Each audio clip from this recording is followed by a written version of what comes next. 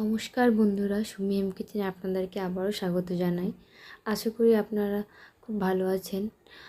আর আজকে আমি আপনাদেরকে ধাবা স্টাইলে ডিম তড়কা রেসিপি করে দেখাবো। তো এখানে আমি ডিম তড়কা করার জন্য 1 কেজি পরিমাণ কলাই নিয়ে নেব। আগের দিন কলাইটা রাত্রেবেলা ভিজিয়ে রেখেছিলাম, সেটাকে ভালোভাবে ধুয়ে কুকারের মধ্যে নিয়ে নিয়েছি। আর তড়কাটা যাতে স্বাদ আসে একটু বেশি, তার জন্য সেদ্ধ করার সময় দিয়ে দিলাম 2টো তেজপাতা, কিছুটা পরিমাণ চিনি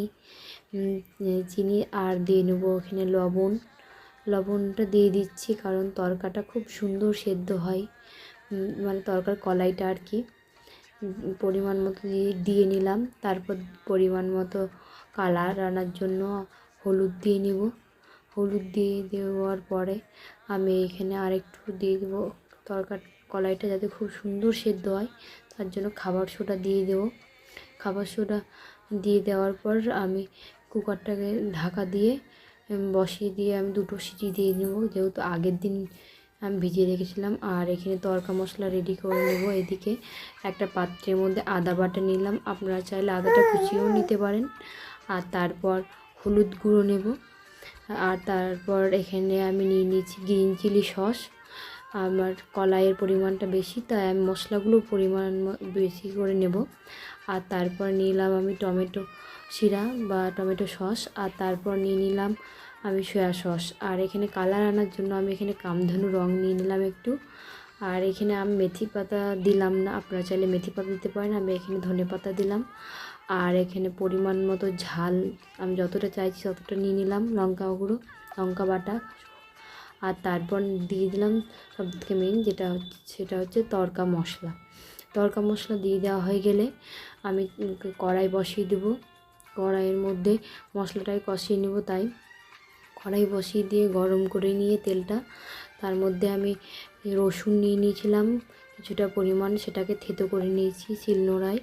থেতো করে নিয়ে রসুনগুলোকে তেলের মধ্যে নাড়িয়ে ভাজা করে নেব। তারপর আমি এখানে কুচিয়ে রেখেছিলাম পেঁয়াজ কুচিটা দিয়ে দিলাম। আমার তড়কার পরিমাণটা বেশি, তাই পেঁয়াজ কুচানোটাও বেশি। আপনারা যেরকম পরিমাণ তড়কা বানাবেন সেই পরিমাণ এখানে তড়কা আর পেঁয়াজ নেবেন। আর পেঁয়াজটা যাতে তাড়াতাড়ি ভাজা হয়ে যায়, তাই আমি এখানে একটু লবণ দিয়ে নিলাম। তো পেঁয়াজটা দেখুন ভাজা হয়ে গেছে। তারপর রেডি করে রাখা যে মশলাটা, সেই মশলাটা এর মধ্যে ঢেলে দেব। মশলাটা ঢেলে দেওয়ার পর একটু জল দিয়ে নেব মশলাটা কষানোর জন্য। তো দেখুন আমি নাড়িয়ে চাড়িয়ে ভালোভাবে মশলাটাকে কষে নেব। মশলাটা যতক্ষণ না তেল ছাড়া হবে ততক্ষণ কষিয়ে নেব। দেখুন নাড়িয়ে নিচ্ছি। আর এইদিকে আমি তড়কার কলাইটা সেদ্ধ হয়ে গেছে, তো আমি এখানে জল দিয়ে ধুয়ে ঝরিয়ে নিয়েছি ঝুড়ির মধ্যে। দেখুন খুব সুন্দর সেদ্ধ হয়ে গেছে। তারপর আমি দেখুন এইদিকে মশলাটা কষা হয়ে এসছে। এরপর আমি সেদ্ধ করে রাখা যে কলাইটা সেইটা আমি দিয়ে দেবো কড়াইয়ের মধ্যে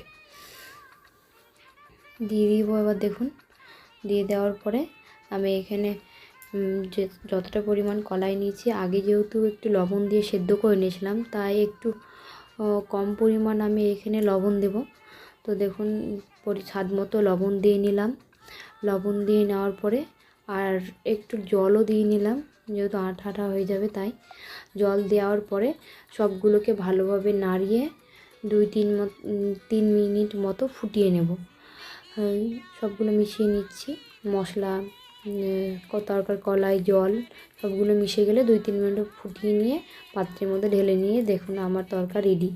এবার আমি ডিম তরকা যেহেতু করব, তাই গ্যাসের মধ্যে কড়াই বসিয়ে দিয়েছি, তার মধ্যে সরষের তেল দিয়ে দিয়েছি ডিম ফ্রাই করার জন্য। এখানে আপনারা চাইলে পেঁয়াজ কুচিও দিতে পারেন, পেঁয়াজ কুচি, লঙ্কা কুচি, তো আমি এখানে দিলাম না।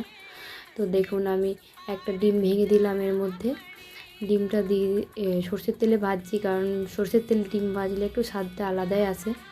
তো ডিম ভেঙে দিয়ে দিয়েছি। তারপর আমি ডিমটাকে ভালোভাবে তেলের মধ্যে নাড়িয়ে কুচো করে ভুজিয়া বানিয়ে ভেজে নেব।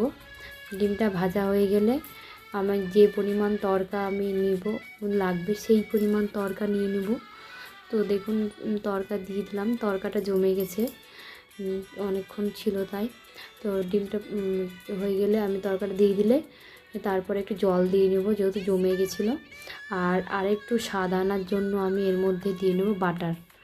তো বাটারটা দিয়ে দেওয়ার পরে সবগুলো নাড়িয়ে তরকাটা যখন ভাজা ভাজা হয়ে যাবে তখন আমার তরকাটা রেডি।